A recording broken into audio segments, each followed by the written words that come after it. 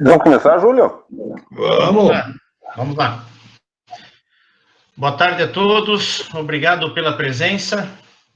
Quem não me conhece, meu nome é Júlio, estou primeiro vice-presidente da Associação Empresarial de São Bento do Sul, e hoje nós temos o prazer de ouvir o nosso presidente Ismar Becker, nesse webinar, falando sobre o novo normal, né? Vida pós-Covid. No decorrer da palestra dele também teremos um convidado, ele ainda não entrou na sala, é o senhor Antônio Mendes, formação em engenharia, mestre em sistemas, MBA, OPM em Harvard Business School e ex-consultor da McKinsey. Solicito que mantenham seus microfones desativados, seus áudios. Desejamos aí sucesso para o presidente Ismar Becker e esperamos que todos tenham um ótimo webinar e que possam aproveitar ao máximo o conteúdo que vai ser apresentado hoje. Presidente, é com você agora. Obrigado, Júlio. Boa tarde a todos. É o segundo webinar que a gente faz. O primeiro foi focado nas necessidades de curto prazo, avaliamos opções de fluxo de caixa, etc. E agora achei por bem tentei fazer um resumo de uma série de materiais que eu recebi, basicamente do grupo de ex-alunos da Harvard Business School, e um material que é de um colega, nós não estudamos no mesmo ano, mas nos mesmos anos, são 3, o Antônio Mendes, ele é um português, ele enviou no grupo um material que vai estar disponível para todos, a íntegra. Eu usei uma série de slides dele, com a permissão dele, evidentemente, e se tudo der certo, ele vai participar com a gente e no final fazer alguns esclarecimentos. Só espero que eu não fale muita bobagem, porque peguei o material dele, ele sabe muito bem o que escreveu. Evidentemente, todos nós estamos nos perguntando como é que vai ser o mundo pós-coronavírus. Não existe, nós não temos um precedente na história, poucos aqui, acho que assistindo ninguém, não tenho certeza que assistindo ninguém, teve na gripe espanhola, que não teve o mesmo impacto que está tendo essa. Por isso é quase que impossível ainda dizer para onde nós vamos. Mas o Antônio resumiu de uma forma brilhante, em poucas páginas, são menos de 10 páginas, com bastante material ilustrativo, o que nos espera. A primeira colocação dele é que nós teremos 3 impactos fortes, já temos e vamos ter, provavelmente, para o resto das nossas vidas. O primeiro é uma profunda transformação econômica, depois que passar a crise, se a recuperação vai ser em V, se vai ser em U, isso é outra história. Segundo, teremos uma reorganização das cadeias econômicas. A ideia da China ser a fábrica do mundo vai continuar por um tempo, evidentemente, mas eu duvido que todo mundo queira colocar todos os ovos na cesta da China. Hoje, ainda falando com o diretor da Oxford, ele me comentava que os contatos, as consultas que eles estão tendo no mundo inteiro, a Oxford é produtor de cerâmica de mesa, para os que não sabem, estão sendo aumentando assim exponencialmente. Isso porque a China representa mais de 70% da produção mundial. Então, se mudar 2 pontos percentuais, a Oxford tem que construir umas 5 fábricas. E, finalmente, e esse ponto, espero que o Antônio possa nos participar depois ou mais ao final, o Antônio faz uma colocação muito boa de uma customização extrema, ou seja, cliente, o consumidor, vai procurar um produto feito para ele, ou adequado para ele. Ele coloca claramente que essas mudanças elas já estavam em andamento. Não é uma coisa que aconteceu por causa do coronavírus. O coronavírus acelerou esse processo. Como outras pandemias no passado, também aceleraram o processo. Um exemplo da pandemia da gripe espanhola é que as mulheres, devido à gripe e devido à guerra, as mulheres entraram no mercado de trabalho e conquistaram um maior espaço. Nos Estados Unidos, coincidentemente, se aprovou o voto feminino após o fim da gripe espanhola. Como ele coloca, é muito cedo ainda para a gente fazer uma avaliação, porque tem 4 variáveis muito fortes que, dependendo de como elas forem usadas em um país ou em um continente, ou algumas no mundo inteiro, pode variar muito esse cenário. O primeiro é a duração. Quanto tempo vai durar ainda a crise na saúde, ou seja, a pandemia? Alguns falam em 6 meses, outros falam em 9 meses, outros falam em 18 meses, outros falam em 24 meses. A gripe espanhola levou 2 anos e teve 3 picos, sendo que o segundo foi o que teve maior número de mortes, maior número de infectados. Nós não sabemos isso.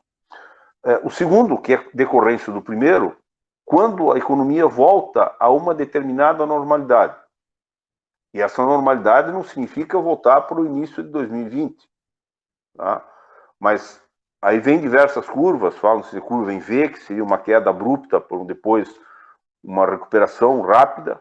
Em parte isso está acontecendo na China, mas não necessariamente vai acontecer em outros países. Outros falam uma curva em U, que é ter cai também rapidamente, como caiu, tem lá uma basezinha, depois sobe, mas também é uma especulação. E os mais pessimistas falam uma curva em L, que nós ficaríamos durante alguns anos numa recessão. Eu prefiro ignorar essa última, e até tirei no último slide desse material. O terceiro componente é como os governos vão atingir, vão agir para tentar mitigar os efeitos da crise econômica. O que nós vimos até agora foi uma injeção absurda de liquidez. Os Estados Unidos já passaram de 3 trilhões de dólares. Claro que para eles é mais fácil, porque eles têm as maquininhas que imprimem os dólares. O Brasil já deve estar chegando perto de 1 bilhão de reais, 1 trilhão de reais. E assim todos os países estão fazendo. Isso, nesse momento, não cabe discussão, é isso que tem que fazer. Um pouco para frente, nós vamos ter que perguntar como é que faz para pagar essa conta. E vai ser um pouquinho complicado. E, finalmente, o último ponto que se discute muito é quando teremos um tratamento, uma vacina ou um remédio. O fato, claro, é o seguinte: hoje não tem. E a perspectiva de que tenha alguma coisa com eficiência comprovada, sem contraindicações e sem efeitos colaterais, é de 1 ano a 2 anos. Fora disso, é sonho, é balela. Tá? Os exemplos de remédios e tratamentos que foram lançados no mercado sem testes extensivos são enormes. E nós não estamos aqui, não podemos nos dar esse luxo. Não vou entrar no mérito aqui do remédio preferido do nosso presidente, do Donald Trump, porque ele entende tanto de medicina quanto eu, nada. Então, não é esse o ponto. Bom, e finalmente, o último ponto das conclusões macro do Antônio é que o mercado consumidor definitivamente vai mudar de patamar.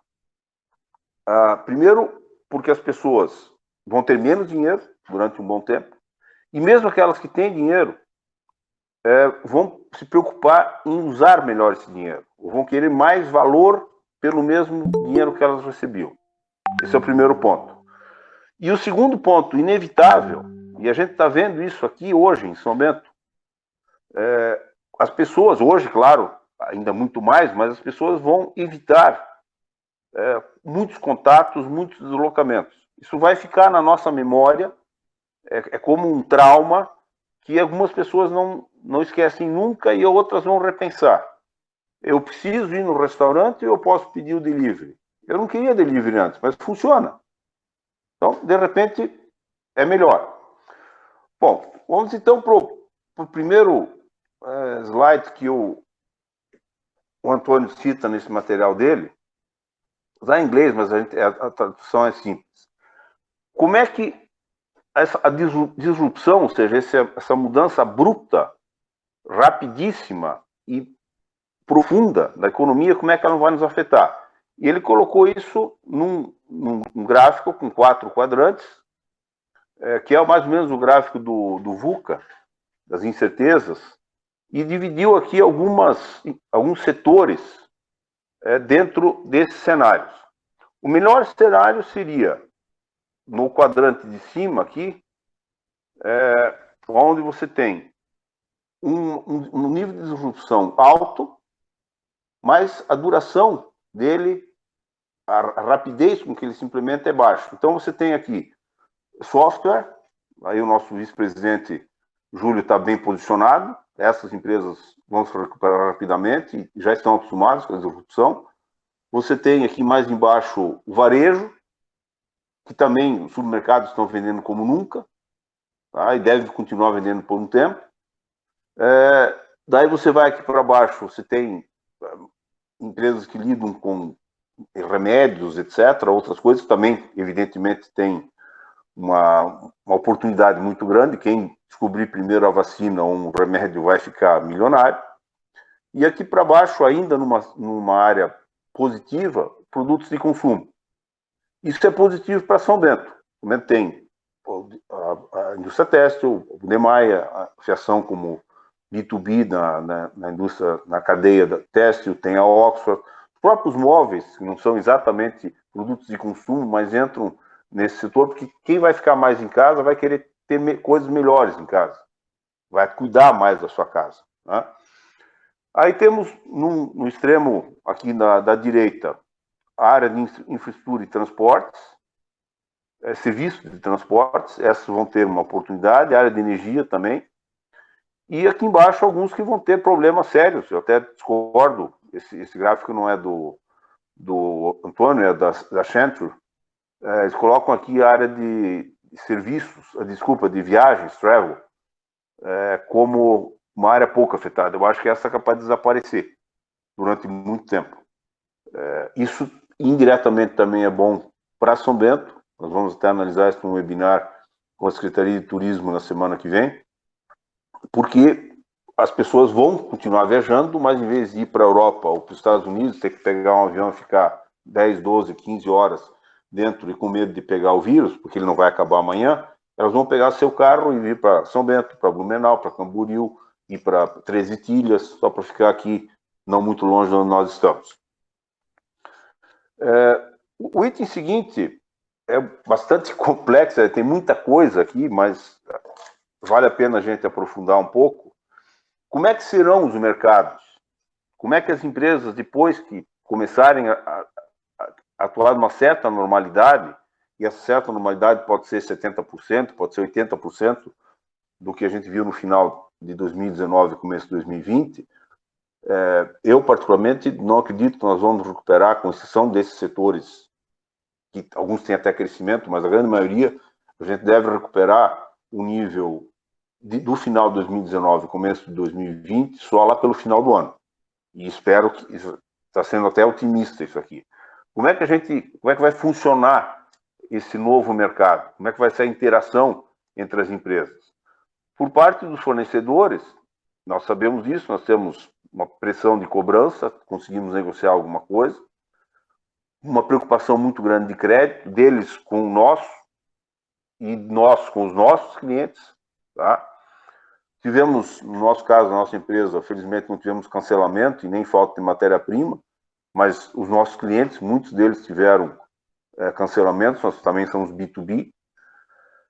Então, esse setor, do ponto de vista dos fornecedores, eu diria que em algumas cadeias isso está relativamente normalizado. Evidentemente que alguns vão ficar pelo caminho, tá?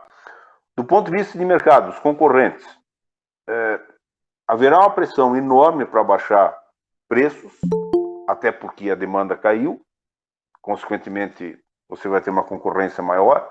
Diz um amigo me perguntava se havia um risco de uma volta à inflação. Digo, olha, pode ser que seja o contrário, seja uma deflação. Mas inflação eu não vejo espaço nenhum. Mesmo com o dólar aumentando como aumentou e deve continuar nesse patamar durante um tempo, não tem espaço para fazer nenhum tipo de aumento de preço. Tá? Nós, por exemplo, temos um produto importado que a gente revende também. Se eu fosse para repassar os 40% de aumento que tivemos aí desde o início do ano, o final do ano passado, é absolutamente impossível. Eu não vendo e o meu cliente também não pode comprar. Se formos aqui para baixo, desculpa.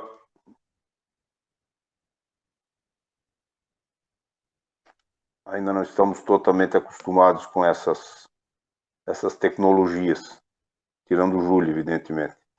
Vamos lá. Vindo aqui do ponto de vista de cliente, isso é o que importa mais, vou até pular o outro que é mais simples. Vai haver seguramente uma redução da demanda. Nós estamos nos questionando se algumas coisas eram necessárias. Já que temos preocupação com relação à queda de renda, com relação à perca de emprego, com relação ao mercado recessivo, muita gente vai se perguntar, será que eu precisava comprar isso? De repente, eu fiquei um tempo sem comprar, vi que não faz falta. Tá? A economia vai ser muito mais virtual. Isso está acontecendo com a explosão das vendas por internet, que no Brasil ainda são muito pequenas, comparados com a China, por exemplo, comparados com os Estados Unidos. Vai haver uma maior sensibilidade com relação a custos. Os custos vão ser questionados. Eu me lembro que eu participei de um webinar com o Alexandre Vigues, da Condor. Ele colocou muito bem que, de repente, se perguntar, escuta, mas está um monte de gente em casa. Será que eu preciso desse monte de gente? Ontem eu li aqui, a Petrobras fez uma avaliação e chegou à conclusão de que uma boa parte do pessoal que está em home office hoje podia ficar só no home, não precisava do office, porque não está agregando nada. As empresas vão fazer isso normalmente. Tá? E vamos ter, durante muito tempo, uma dificuldade em vendas, até pela preocupação de crédito. Nós temos um cliente que me diz, mas eu tenho uma série de clientes que estão querendo comprar. Agora, eu posso vender para eles? Eu tenho alguma probabilidade de receber? Então, é uma preocupação muito grande. Esse cenário aqui, com essas 4 variáveis, ele vai continuar por muito tempo. Tá?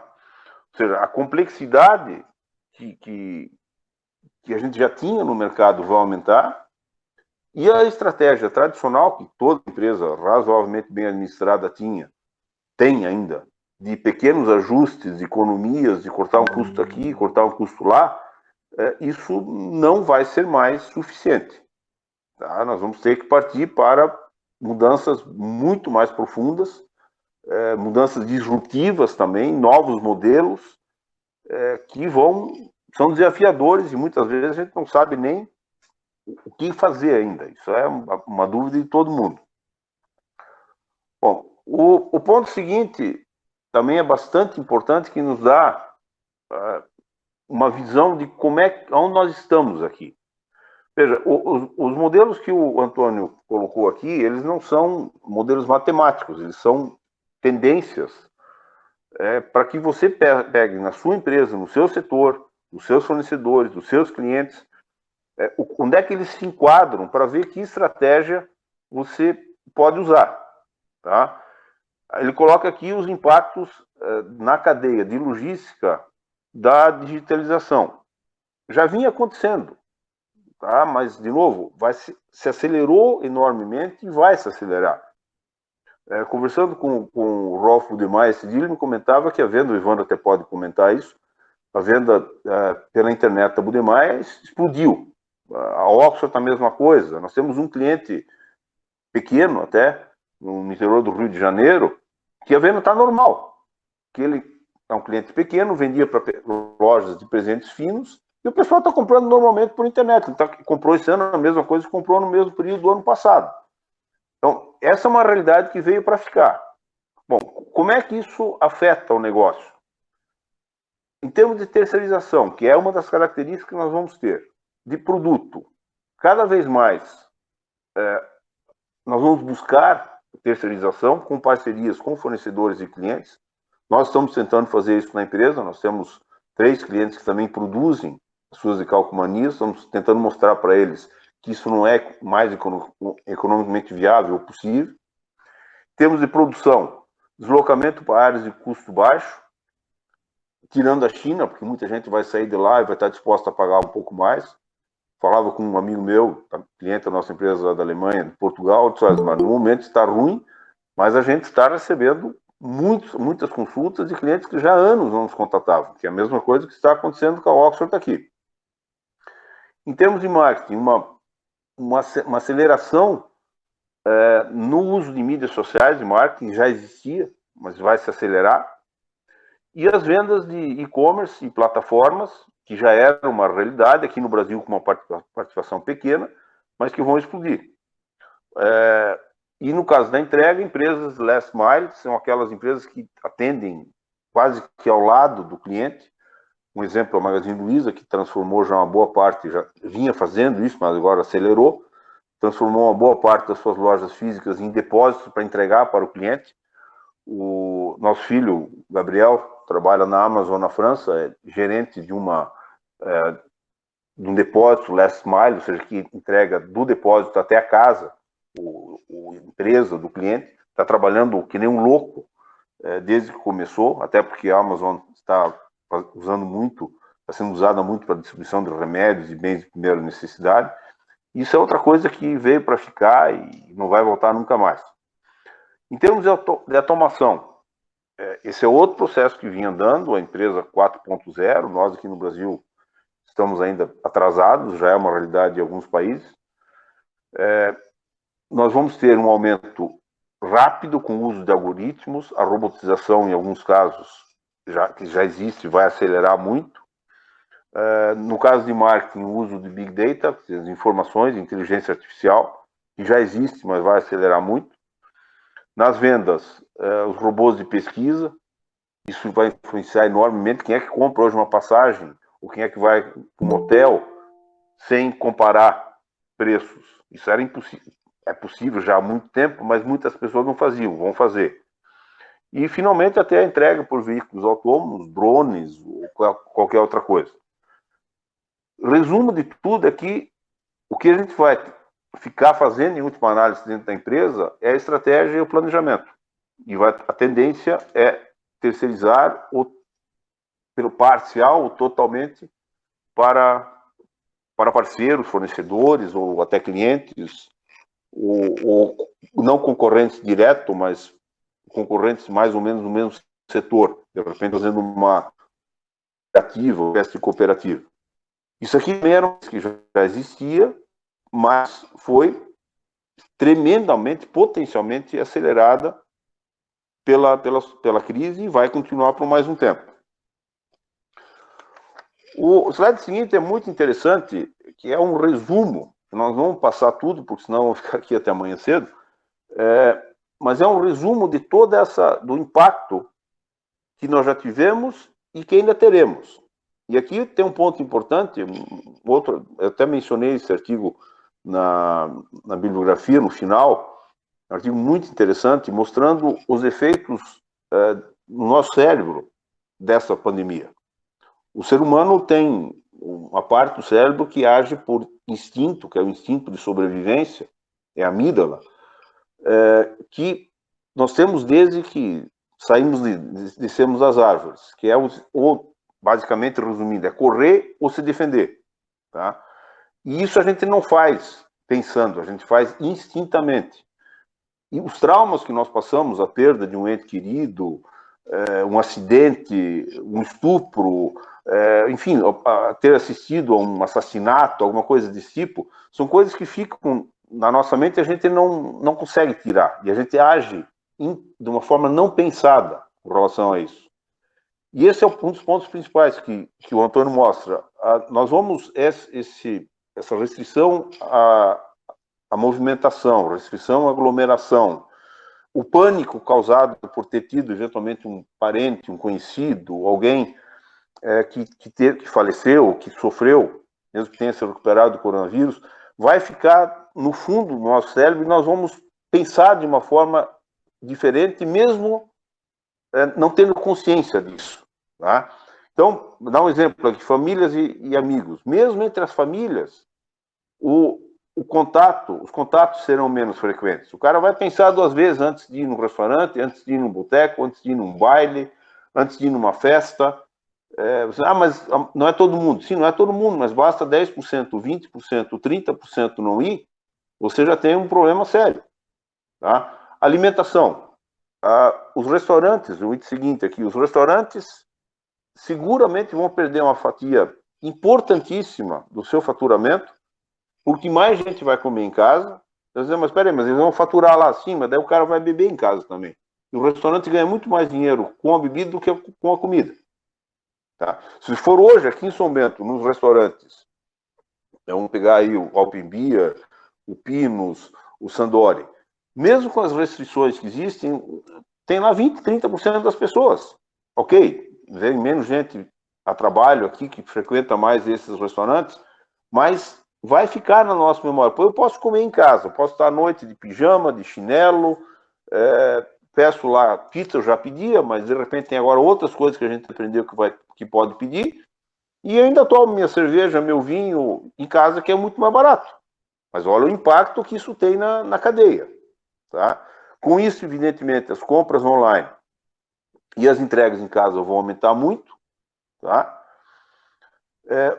No índice seguinte, em termos da saúde, alguém de vocês já reparou, desde que começou essa crise, passando na frente do hospital, tem ali a ala de entrada, de espera, você tinha vezes que passava ali e tinha gente no meio da rua.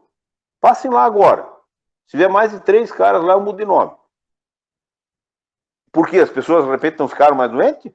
Claro que não. Algumas deixaram de ir lá porque dá para ir no posto de saúde, e outras, isso preocupa muito, estão com medo de ir e estão desenvolvendo outras doenças.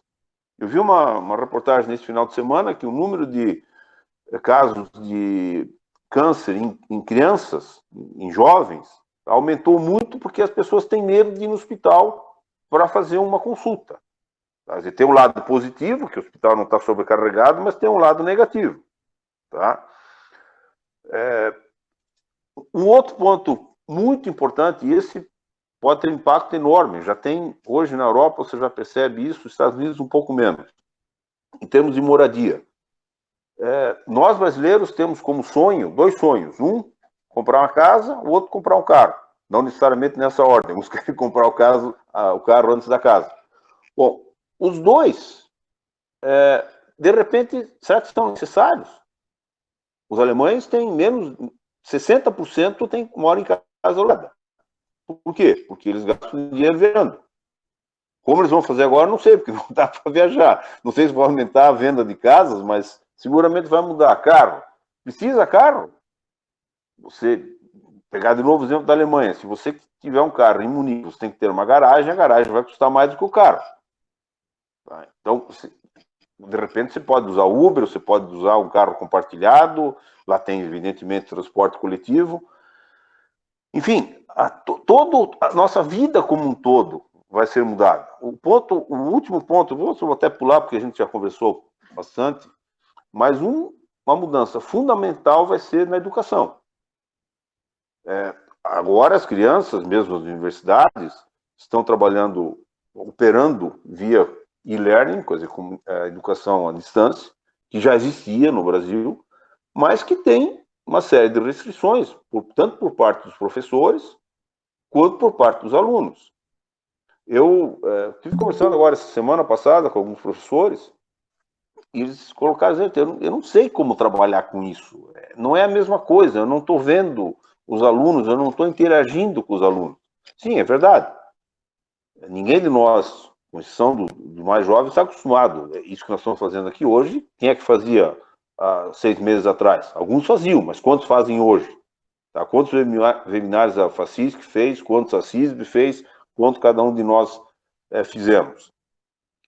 Isso vai afetar invariavelmente o ensino, E vamos pegar um exemplo das grandes escolas de administração, Harvard, INSEAD, London School of Business, IMD.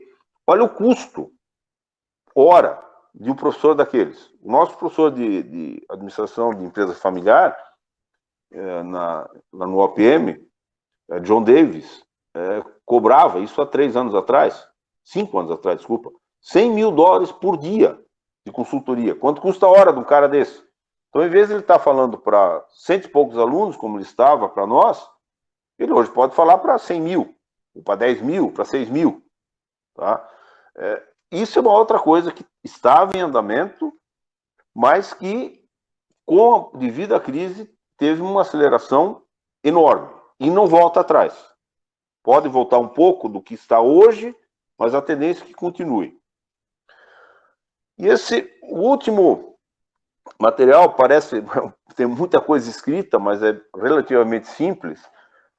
Esse material eu tirei de forma tradução adaptada do material em inglês, muito bom, mas também muito extenso, que tinha 3 cenários. Um impacto da chamada curva em V, outro impacto da curva em U, e o terceiro que é da curva em L, que prevê uma recessão muito grande, que eu disse, sabe, uma coisa, vamos esquecer isso, porque senão eu vou incentivar as pessoas a cometer suicídio, porque quebrava todo mundo.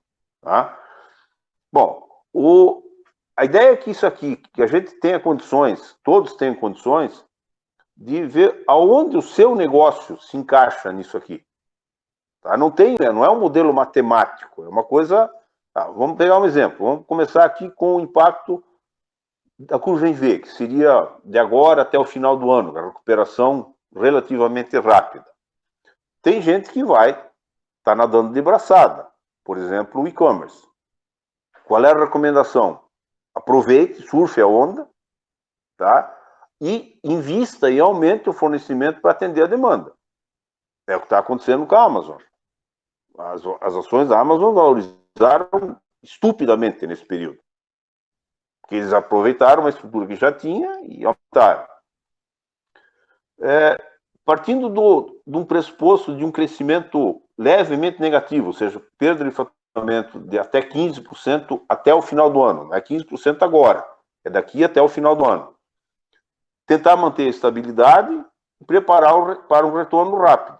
Quer dizer, sobreviver, mas manter intacto a capacidade de produção, um quadro mínimo de pessoal, o máximo possível, diga-se passagem, não o mínimo, porque quando acontecer o retorno, vai haver um crescimento de alguns setores, mais do que outros. Tá? É a venda represada. Isso aconteceu na China, por exemplo, com automóveis. Caiu 90 e poucos % em 2 meses, depois cresceu 80%. Tá? Quem não estava preparado deixou de vender. Nessa linha aqui estão os produtos de consumo, que é aqui em São Bento. Têxtil, cerâmico, produtos de higiene e limpeza, até móveis entram parcialmente nessa categoria. Agora, vamos supor que tenhamos uma perca que ele chama de severa, de 15% a 50% até o final de 2020. Isso sempre considerando na curva em V. Tá? Aqui você tem que segurar as barras, tem que tentar sobreviver por um tempo muito mais longo do que esse aqui. E a recuperação desse aqui também vai ser lenta. Pegando o caso de óleo e gás, que está nesse setor, a queda, além da queda de consumo por causa da pandemia, você tem uma guerra de preço, começou entre a Rússia e a Arábia Saudita, que levou, em alguns dias, o preço em algum lugar a negativo, o petróleo. O cara tinha que pagar para o sujeito tirar de lá. Tá? A probabilidade de que ele chegue a 50% e que o barril volte a 60, 70 dólares como estava, é praticamente zero, até o final do ano. Então, esse pessoal tem que se acostumar aí com uma queda muito grande. E um cenário catastrófico seria uma perda de acima de 50%. Bom, tem gente que tem, que é o caso do turismo. As companhias aéreas estão com 90%, hotéis, restaurantes, principalmente em cidades mais voltadas a negócio, mas também turismo, também estão praticamente parados. E a possibilidade disso aqui mudar Eu, pessoalmente, vejo com muito pouco. Vou dar um exemplo. Eu comentava isso com um amigo meu esses dias. Metade, no mínimo, das viagens que a gente fazia negócio, a gente vai se questionar se são necessárias. Algumas nós fazíamos porque o cliente fazia questão que você fosse lá. Uma feira, você tinha que ir pessoalmente. Quem falou? Eu recebi um convite para participar de uma feira, até do setor de imóveis, não sei porque mandaram para mim, de material de verniz, etc., que vai ser, acho que em Dubai, vai ser virtual. Para que eu tenho que ir lá? Posso ficar na minha casa, vendo daqui. Depois eu faço contato com o cara me manda uma amostra, etc. Eu acredito que, principalmente as viagens de negócio, seminários, feiras, visitas a clientes, vão cair uns 50%. As de turismo vão voltar, mas também vão cair, no primeiro momento caíram praticamente a zero, porque as pessoas vão ter medo de viajar. Isso é aquela memória que vai ficar na nossa cabeça. Tá? Agora vamos para um cenário mais pessimista. Eu particularmente aposto num, até para o nosso negócio, fica aqui entre esses dois, entre um V e um V com uma perninha um pouco mais aberta, que seria no impacto de 1 ano e meio. De 1 ano a 1 ano e meio, que é a curva em U. Se você está no e-commerce, de novo, simule o crescimento, invista para ganhar a participação de mercado. É o que o pessoal está fazendo. Tá?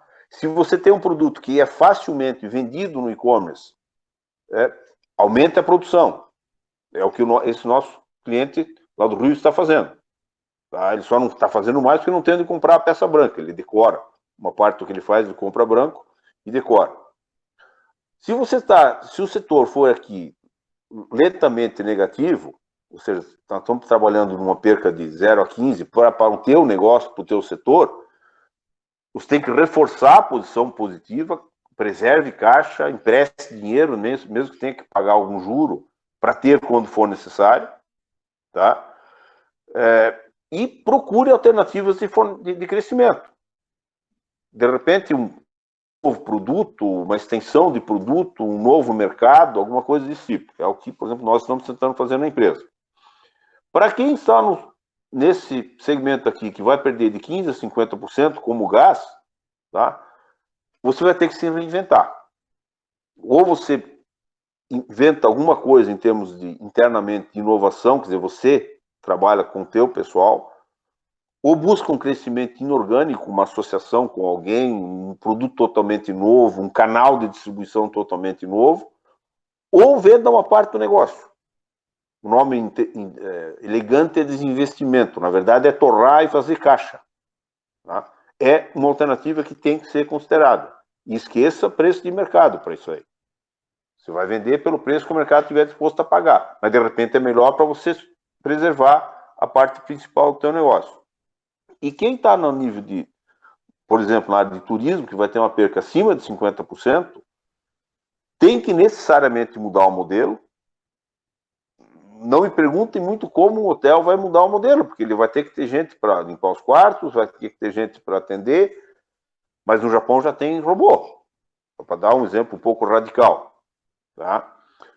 E, se não der, trata de vender. Tá? Ou trata de fechar, enquanto você ainda pode. É radical o que eu estou falando? Sim, mas é uma alternativa que você tem que considerar realisticamente. Em resumo, é isso aí. Estamos na frente de um cenário, todos, alguns mais, outros menos, mas todos preocupados e sem saber muito o que fazer. Por isso, eu achei que esse material daria pelo menos alguns caminhos. Para mim foi interessante, eu pelo menos visualizei algumas coisas, e na preparação dele tive algumas ideias que teoricamente dá para adotar, ou pelo menos tentar adotar para a nossa empresa. Os materiais vão estar disponíveis. Então aqui, o principal deles como será a economia que economia pós 2019, o Covid-19, desculpa, que é o do Antônio Mendes, infelizmente acho que ele não pôde participar, falta um ponto de interrogação aqui. Esse é outro material onde eu traduzi esse último gráfico, Board of Innovation. economia de baixo contato, tá? Achei interessante esse título aqui. Essa entrevista aqui do Harari é sensacional. O Harari que escreveu Sapiens e o Homo Deus, é um israelense, o cara é demais. Ele deu uma entrevista muito interessante comentando os impactos que nós vamos ter como consequência do coronavírus em termos de controle de saúde, mas que pode ser usado para outras coisas. Na China, você já tem hoje mais de 800 milhões de câmaras de reconhecimento facial, que praticamente permite ao governo saber em real time, em tempo real, onde a pessoa está, o que ela está fazendo. Teoricamente, está sendo usado para controlar o coronavírus. Já tinha antes isso também. Na verdade, o governo sabe o que está fazendo. Tá? Isso vai acontecer aqui também. Tá? E pode significar uma interferência, isso na mão de um ditador, você tem uma interferência enorme. Essa pesquisa do Google aqui é extensa, são 50 ou 60 slides, mas vale a pena. Pega um sábado de manhã, um domingo, para dar uma olhada, que realmente é muito bom. E, finalmente, isso aqui é uma reportagem até bastante curta, de um órgão, tipo um jornal virtual chamado Meio, quando acaba o coronavírus. É interessante, não é muito sobre números, mas é também como as consequências. Daria para citar mais, sei lá, 15 ou 20 materiais aqui, porque eu tenho recebido muita coisa. Muitas são um pouco repetitivas, mas eu acredito que esse material do Antônio, ele dá uma visão bastante boa e é uma ferramenta que a gente pode usar no dia a dia dos nossos negócios. Esse foi o objetivo de ter apresentado. Da minha parte era isso aí, agora fica aberto a perguntas, comentários, opiniões. Oi, Gilmar, uma coisa interessante que a gente vê nessa reunião e outras que eu participei também, é a importância que tem da tecnologia como um elemento transversal de tudo isso aí, digitalização, etc., e tudo aquilo que a gente já conversou sobre o futuro de São Bento, que passa tudo passando pela FETEP. Mas o fato é que tudo isso aí já está existindo, só que toda essa pandemia vai acelerar isso aí, como você mesmo falou, quer dizer, a digitalização, tanto o ponto de vista da tecnologia, usando a tecnologia como um meio de produção ou meio de venda, ou a tecnologia como produto final mesmo, que é o sujeito que vende lá a tecnologia, como o pessoal de startup, etc, etc. Então, essa aceleração desse processo, eu acho que ela vai dar e vai ser uma aceleração que ela vai acontecer na marra. Não é que eu não quero fazer agora, não, vai ter que fazer. Não tem saída. Né? E isso aí é um assunto que tem que sair dos meios de quatro paredes que a gente fala para a sociedade, inclusive os governos. Eu acho que qualquer cara que está em governo que dentro do seu plano de trabalho, dentro do que ele quer fazer, ele não botar uma estradinha nesse negócio de tecnologia, seja em qualquer município, qualquer região do Brasil, qualquer região do mundo, o negócio não vai dar certo. Eu acho que esse é o caminho, viu? E não tem saída, não tem como fugir disso aí. Exatamente o que o Antônio coloca, isso já estava latente. A gente, nesse ano que a gente teve lá à frente da FETEP, lá na associação e na FETEP, com o Benedito, com o Júlio, com o Joarica, a Ana, discutimos muito isso. E, como você bem disse, o Antônio coloca isso também, agora deixou de ser uma opção. É uma obrigação. Tá? Desde já agradeço o subsídio para o nosso plano de governo como pré-candidato. Agora sou ex-presidente e eu posso falar. Gente, estamos abertos aí temos tempo ainda. Propositalmente dei uma acelerada aqui. Eu achei até que o Antônio deve ter tido algum problema, que ele não pôde participar, mas ele já se prontificou, inclusive, quando eu falei com ele por telefone, quando isso passar, ele vir aqui para a gente ter um debate, não uma palestra, é um debate maior sobre o aprofundamento. Ele está aprofundando pelo menos mais 2 materiais que vão mais em detalhes sobre algumas coisas dessas, e seguramente vai ser interessante a gente trazer ele. Vamos ver se antes do final do ano, ou começo do ano que vem, a gente consegue trazer ele aqui. Agora, voltando também ao aspecto do turismo, quantos países do mundo e regiões dependem 90%, 80% do turismo? Portugal, a terra do teu amigo aí, vai ter um baque fantástico. Está tendo, mas vai ter, de maneira mais estrutural, um baque maluco, não? Veja, a visão deles, eu até conversei bastante com o Carlos Mendes, o nome dele. Esteve aqui em São Bento, conhece São Bento, eu estive diversas vezes na casa dele, amigo nosso. Alguns países vão se beneficiar. Vamos pegar a Europa, os europeus, basicamente os alemães, morreram há quase 5, não o tempo todo, mas durante 5 anos. As férias deles não eram mais na Europa, na Turquia, na Grécia, tá? Que é a Europa também, mas mais para baixo. Eles iam para a Indonésia, para a Tailândia, para o Havaí, para não sei aonde. Eles não vão deixar de viajar, mas daí de repente eles vão viajar mais perto. Então, de repente, Portugal é capaz de se beneficiar. Porque, veja, é a visão que eu tenho aqui da nossa região. São Bento, seguramente. Até eu fui convidado para esse webinar na semana que vem, porque comentava isso com a Luísa, lá da secretaria. Mas, mas é uma visão totalmente diferente. E não é diferente, é óbvio. As pessoas vão continuar viajando, tá? Vão continuar querendo passar férias. Mas, em vez de pegar um avião de Curitiba para ir, sei lá, para Maceió, ele vai pegar o carro e vai vir para São Bento. Tá? Ou vai para Camboriú, ou vai para não sei aonde. Então, alguns países da Europa, Portugal é um deles, Espanha, eu acho que é outro, esses são capazes de, a médio prazo, se beneficiar. Hoje estão ferrados. Está tudo parado. Tá? Mas, agora, o que eu vejo mais difícil, porque tem uma dependência muito maior, é a Itália. A Itália, essa está realmente quebrada. Porque você andava na Itália, Portugal não era tanto. Você andava na Itália, de cada 100 pessoas, 80 mais ou menos eram chineses. Era uma praga. Tá? Esse pessoal não vai vir mais. Ou vai vir uma quantidade muito menor. A Grécia, mesma coisa. Se bem que a Grécia é capaz de se aproveitar também do... Só os alemães saindo de viajar já são 80 milhões, 85 vão viajar por ano, viajar todo mundo lá. Então, lá esse mercado é capaz de ter uma recuperação dentro de algum tempo. Ô, Ismar, eu vi você falando aí sobre a questão das feiras, que elas também tendem a ser virtuais. Você até deu um exemplo aí.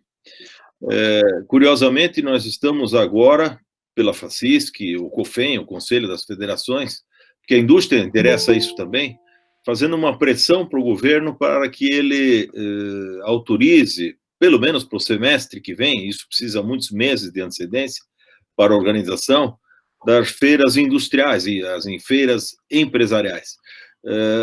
Isso é uma espécie de turismo também. Nós sabemos disso, quando tem feira na nossa pequena cidade que lotam os hotéis, há todo um incremento aí na economia. Na tua visão, você acha que isso tende a diminuir também, pelo que você comentou? Eu penso que a médio prazo, sim. Então, primeiro, a curto prazo parou, né? Só para dar um exemplo, a High Point, que é a feira mais importante de imóveis dos Estados Unidos, foi cancelada. Lá na Alemanha cancelaram uma série de feiras. Eu acho que só no final do ano isso começa a voltar ao normal. Mas eu vou dar tá bom, estava no começo da crise, eu fui numa feira na Alemanha em fevereiro, estava lá a Oxford, estava lá uma série de outras empresas brasileiras, e o atendimento, quer dizer, a frequência já foi significativamente menor.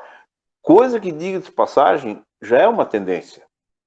Veja, se eu comparar hoje, esse ano, vou pegar o ano passado, que não tinha crise. Essa feira chama Ambiente, é a feira mais importante da Europa, junto com a da China, que é a mais importante do mundo, e junto com a dos Estados Unidos, que é a mais importante da América, e tudo vai para cima da mesa. Tabletop, cerâmica, cristal, talheres, plástico, coisa para cozinha, etc. Ao longo dos anos, a frequência diminuiu. Primeiro eram 2 feiras por ano. Passou a ser 1,5, porque a de agosto virou menos da metade. Tá? E agora, isso eu conversei com um amigo meu da Alemanha, agora esses dias, por WhatsApp.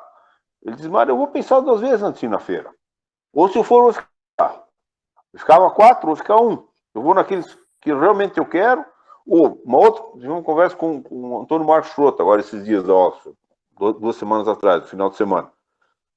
Ele disse, Mário, eu vou repensar minhas viagens. Será que eu precisava ir para uma feira lá na China? Eu até vou para a China. A Oxford está numa estratégia bastante agressiva de importação para complementar linhas com outros produtos, né? Eu vou lá visitar a fábrica a primeira vez para ver se ela tem capacidade de entregar, ver como é que são as condições até de meio ambiente, de trabalho, etc, etc. Mas depois não vou mais.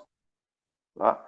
Eu, pessoalmente, acredito que vai haver uma tendência, uma aceleração no uso, na frequência e na participação muito grande. E não no Brasil, falando no mundo inteiro. Interessante. De novo, tem a ver, e por isso esse material do Antônio é muito, muito bom. Ele é extremamente compacto, ele conseguiu consolidar em poucas páginas uma série de coisas que não são definitivas, são tendências, são caminhos. Tá? E os 2 pontos principais são que, houve, como você bem colocou, houve uma aceleração em mudanças já em andamento, o Evandro também colocou isso com relação à tecnologia, e B, pelo trauma que nós vamos passar, que vai ficar na nossa memória, nós vamos pensar 2 vezes antes de fazer uma série de coisas. Começando aí num restaurante, começando aí fazer uma viagem um pouco mais longa, passando por ir numa feira, e assim por diante. E se a gente pegar outras, vou pegar um caso extremo, uma guerra. Nós nunca passamos, graças a Deus, mas as consequências são piores. Você fala com um alemão que viveu ainda, ou era criança depois da guerra, é uma coisa. Fala com um alemão que nasceu há 20 anos atrás, é outra. Então, essas mudanças são... Os seres humanos têm uma configuração mental muito parecida. E algumas coisas nos afetam. Tem pessoas que negam a realidade. Eu tenho uma tia-avó, era avó faltou o nome dele agora, amigo nosso, o filho do Jonas Corpus. O Jonas faleceu naquele acidente de automóvel, trabalhava na Oxford. A mãe dele, até ele morrer, não aceitava que ele tinha morrido. É a negação da realidade. Esses são traumas que... Esse era um caso extremo, evidentemente, mas tem. E essa restrição ou diminuição de circulação, quer seja em shoppings, outra coisa que eu acho que a curto prazo vai cair. Depois, mas o pessoal ainda vai passear lá. Não sei. Eu acho que o medo, o trauma que as pessoas têm, que vai ficar em nós, vai mudar muitas pessoas. E basta mudar 10% para você já ter um buraco no teu faturamento enorme. Na feira, a mesma coisa. A feira precisa ter um número mínimo de expositores, senão ela não é viável. E tem que ter um número mínimo de visitantes, senão também não é viável, senão as pessoas não vão mais. Então, esse é um setor que eu pensaria 2 vezes, até uma hora dessa, se estiver conversando com o Jonathan, quero sentar com ele, trocar um pouco de ideia com ele sobre esse assunto. Ismar, tem uma pergunta, eu vou ler aqui, teve no chat. O José Almir Alves de Lima, ele escreve: parabéns pelo evento, importante nesse momento. Sou leigo na questão empresarial, mas gosto de participar desses assuntos que são relevantes a todos os cidadãos. Como a cidade e região pode se beneficiar com soluções caseiras, prestigiando os produtos, serviços, tecnologias e até mesmo experiências vitoriosas que com certeza terão? Não seria hora de criar um programa nesse sentido? Exemplo, empréstimos, financiamentos em conjunto, entre outros? Olha, a pergunta é bastante ampla, evidentemente. Mas vamos dar o exemplo da associação, vamos dar o exemplo da FACISC. O que as associações, individualmente, através da FACISC, fizeram, disponibilizaram gratuitamente, em termos de mentoria, em termos de assessoria, em termos de apoio.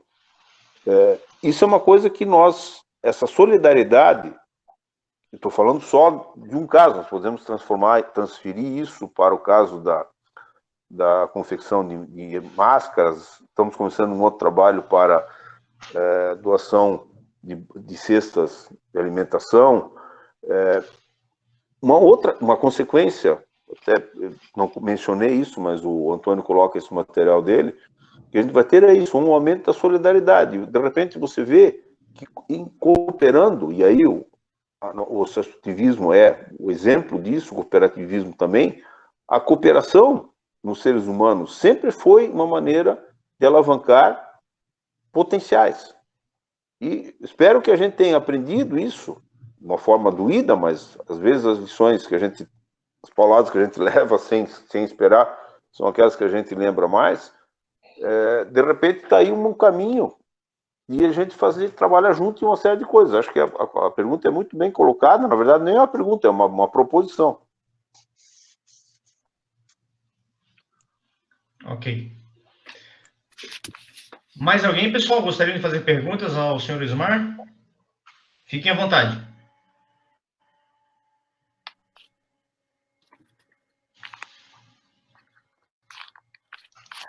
Ok, gente, então, eu agradeço. Se alguém depois quiser mais alguma coisa, tá? Maria tem, mas são aí meus contatos. Esse material, os materiais vão estar todos no blog, tá? E vão estar disponíveis lá na CISBS também, para quem quiser usar, ou quiser uma cópia, etc.